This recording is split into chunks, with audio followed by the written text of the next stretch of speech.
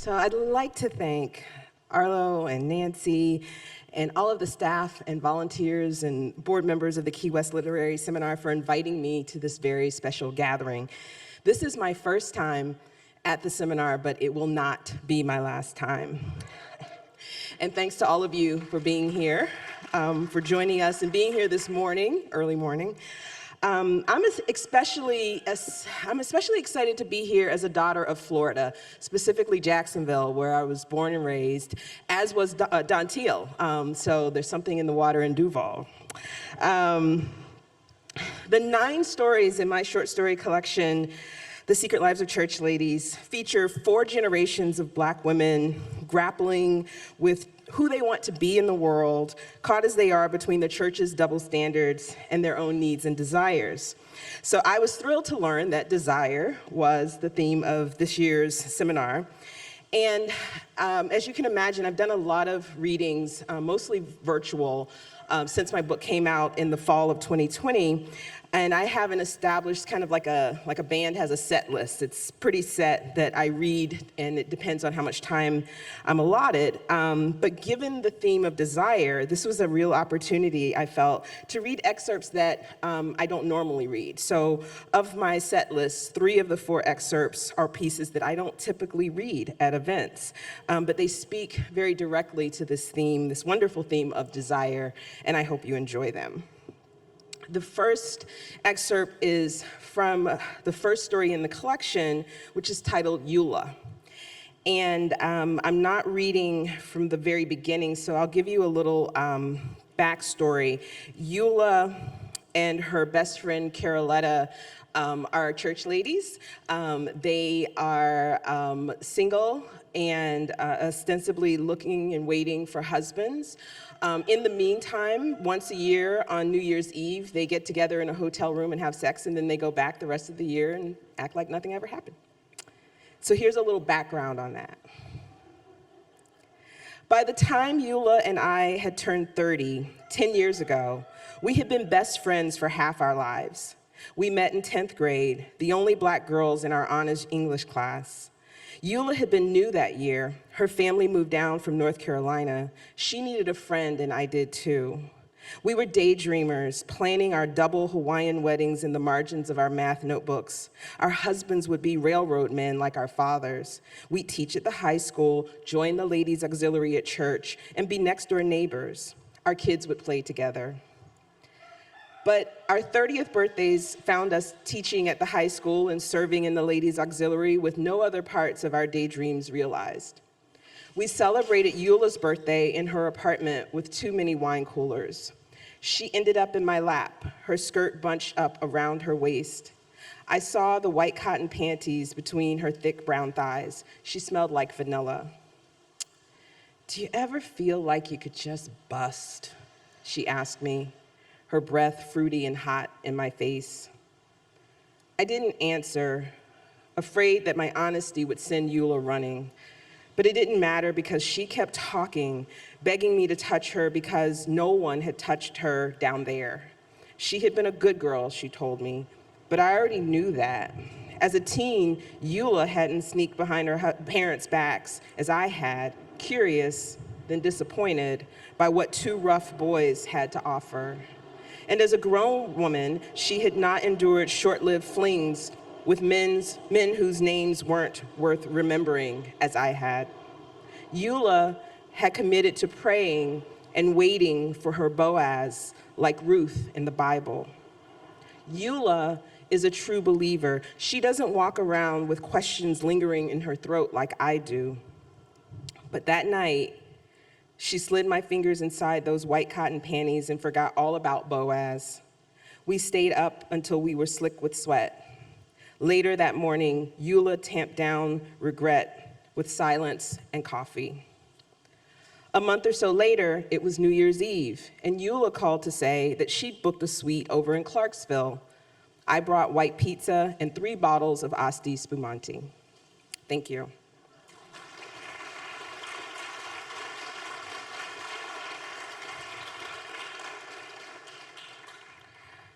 I'm next going to read an excerpt from a story called How to Make Love to a Physicist.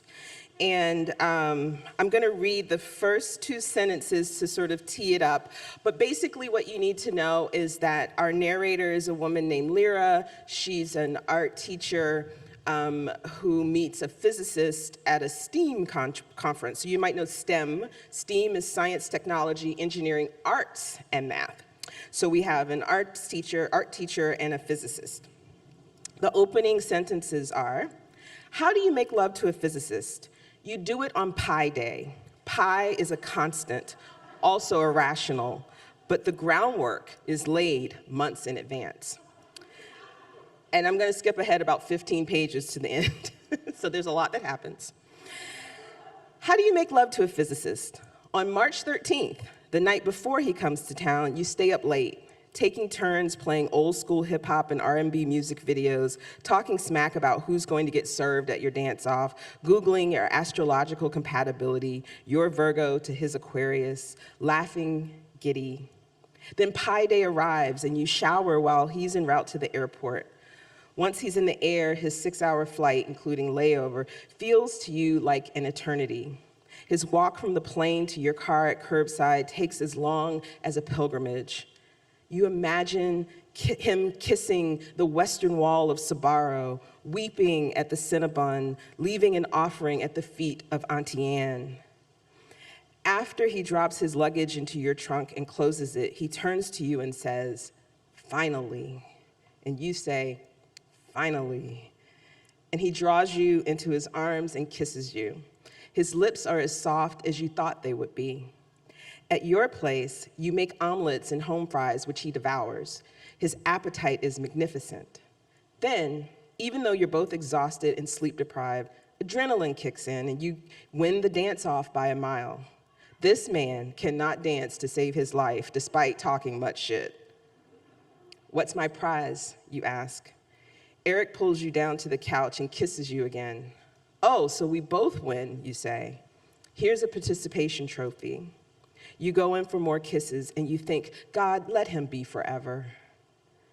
You both begin to doze. At some point, you wake up with your head in his lap and your mind in overdrive. You think about your art show opening tomorrow. You imagine looking at him from across the gallery floor as he looks at your work, introducing him to your girlfriends, your colleagues, your students, and your mother.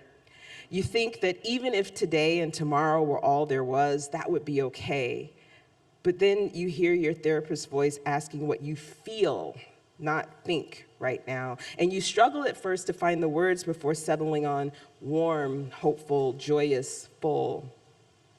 Eric strokes your furrowed brows until your face relaxes. You say, Rumi said, lovers don't finally meet somewhere. They're in each other all along. Do you believe that? I don't know, he says, then yawns. Sounds like a mystic's take on fated love, and I don't believe in fate. You deflate a little. You want him to be the one you've been waiting for, and you want him to feel the inevitability of you as well. You want to be his default, not an option. You want the promise of a new religion. You chide yourself for walking too far ahead, for regressing into 80s song lyrics territory so soon. But then he says, the supermassive black hole at the center of the Milky Way recently sparked 75 times brighter over the course of a 2-hour period, and twice as bright as it's ever been in the 20 years astronomers have been monitoring it. By now, you're used to him talking science, but you're not sure where he's going with this. One theory, he continues, is that the event was caused by a star about 15 times bigger than the sun getting close to the edge of the black hole, disturbing some gases, heating things up, increasing the infrared radiation coming from the edge. But get this, we observed that star getting close to the black hole about a year before we observed the effects on the black hole. That shows just how vast the universe is, how enormous the distance, you say. Exactly, distance is plural. The distance between the star and the edge of the black hole and the distance between the black hole and the Earth. So, I say all of this to say that sometimes wheels are set in motion long before the spark is manifest. Is that the same thing as fate? I don't know, but I do know that rare, brilliant events take time. He sighs, which is why I didn't trip when you didn't respond to my messages at first. I figured if you'd wanted me to leave you alone, you would have said so, but you didn't. Now, I did trip a little when you ghosted me, but he shrugs and pulls you closer. I figured you had your reasons. How do you make love to a physicist? When he unbuttons your blouse and asks, are we going to be the type of people who sit around talking about Rumi and black holes, or are we going to get naked? You answer. You answer, both. You stand up and pull down your skirt and panties. Rumi wrote of an intuitive love of God, and he was a Muslim, you say, but people like to strip away the Islam from his work. He runs his hands over your thighs, your breasts, your free stomach. How do you make love to a physicist? With your whole self, quivering, lush, unafraid. Thank you.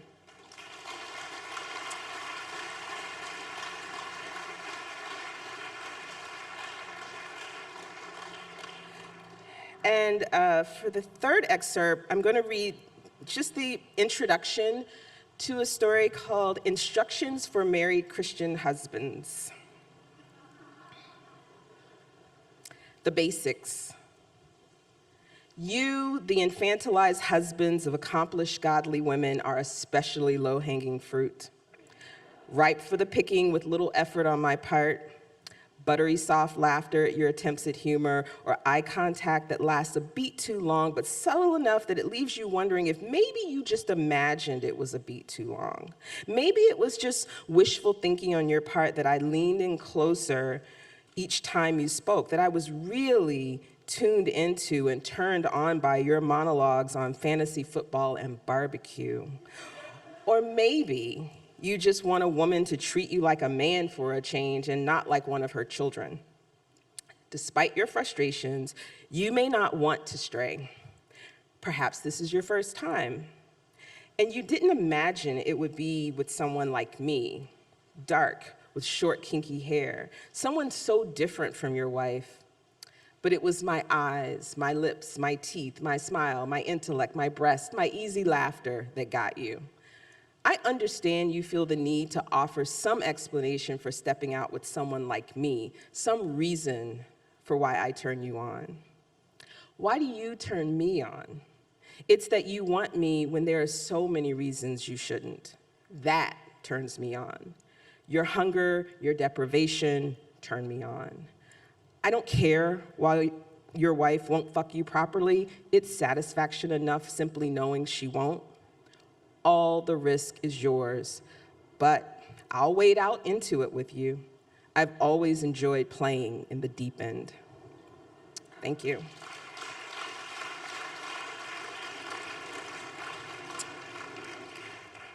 And I'm going to end with what I always end with, which is the beginning of a story called Peach Cobbler. And when people tell me they have a favorite story in the collection, it's usually Peach Cobbler. I'll wait for the plane. My mother's peach cobbler was so good, it made God himself cheat on his wife. When I was 5, I hovered around my mother in the kitchen, watching, close enough to have memorized all the ingredients and steps by the time I was 6, but not too close to make her yell at me for being in the way, and not close enough to see the exact measurements she used. She never wrote the recipe down. Without having to be told, I learned not to ask questions about that cobbler or about God. I learned not to say anything at all about him hunching over our kitchen table every Monday, eating plate after plate of peach cobbler, and then disappearing into the bedroom I shared with my mother. I became a silent student of my mother and her cobbler-making ways.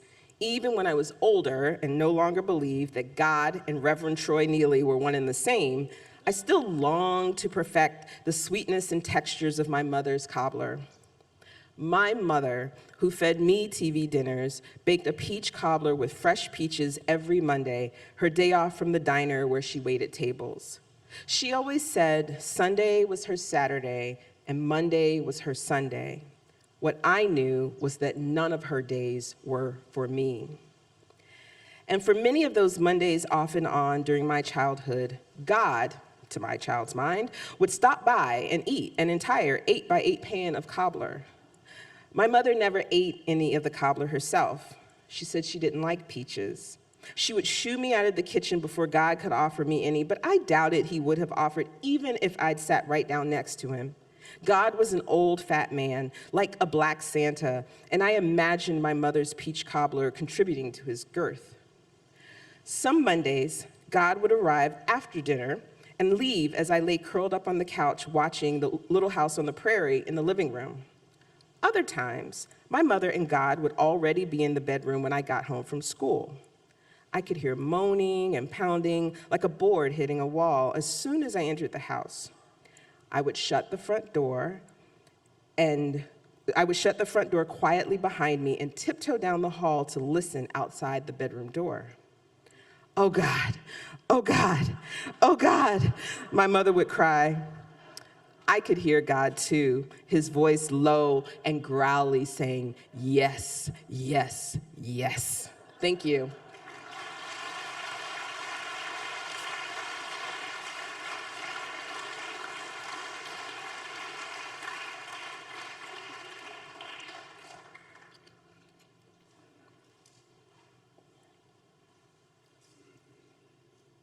Questions? Yeah.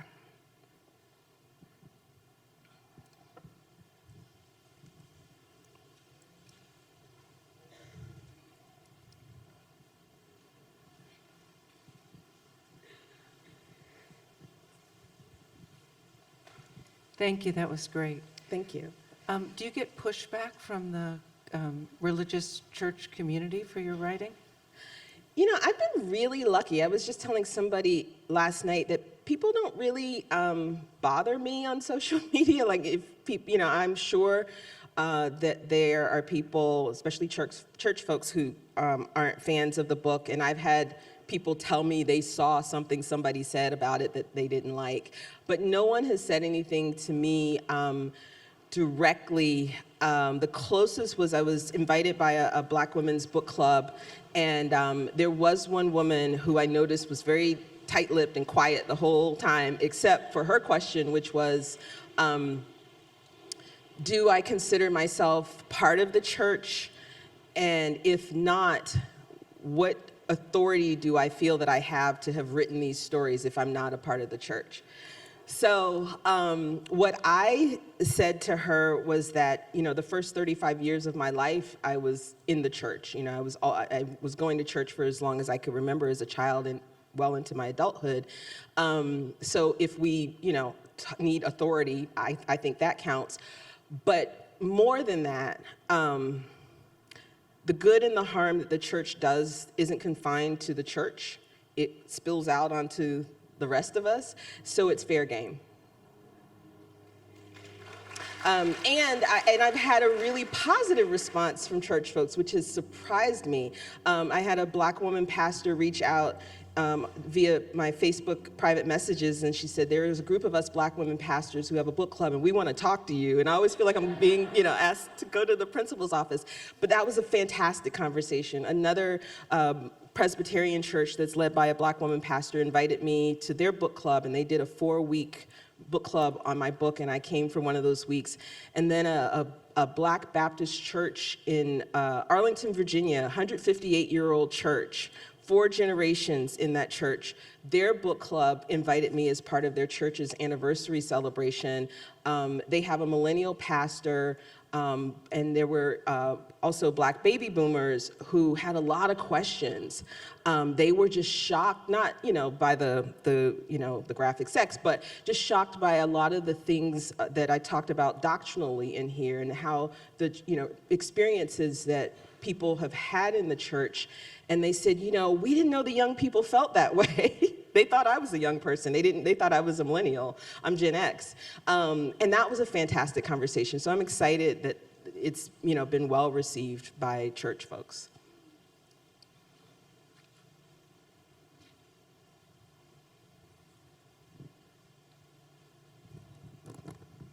Good morning. So yesterday, Jericho Brown said, you don't show your writing to your parents. So has your mother seen these stories, and what has her reaction been to them? Well, if we believe in the afterlife, my mother passed away in 2005. And I'd like to believe, though, that even if she were still alive, that, I would have been, comfortable. But I think Jericho is absolutely right. But my mother and my grandmother passed away, and so I think, and they both raised me, and so I think in a way that gave me some permission that I maybe would have wrestled with had it been otherwise, but I think I still would have done it because I really wanted to write these stories. And it was actually after my mom died that I was like, I can't not do the things I want to do. Tomorrow's not promised. My mother was 52 when she passed away. So it gave me this kind of urgency and this sort of zero fucks approach that, like, I'm gonna do what I wanna do because I have the opportunity to do it, and I don't wanna squander that. Now, on my dad's side, I have 3 aunts who are all church ladies, and they are in Jacksonville, and I had events in Jacksonville in November, and they hadn't heard anything about the book. As Jericho said, like, you can win all these awards and your family won't know anything about it. But I was coming to Jacksonville, and they're like, oh, okay. And so I was doing a reading at the Jacksonville Public Library at one of the branches, and they all came, and they were so proud, and they bought their books, and they signed them, and I signed them, and we were in the parking lot leaving, and I said, listen, when you start reading these stories, and the first one is Eula, and you all heard Eula, I said, don't text me, text each other. Just get that group chat going, but don't text me. And they haven't, so I don't know what that means, so. Hi, I'm over here. Oh. I have, Yeah. your voice in your book reads very fearless, which is not to say that there's not a lot of fear, I'm sure, writing it. And I'm wondering how you feel that in your body as you're writing it, and then how you push past that to be able to write in that voice. It goes back to my mother and my grandmother.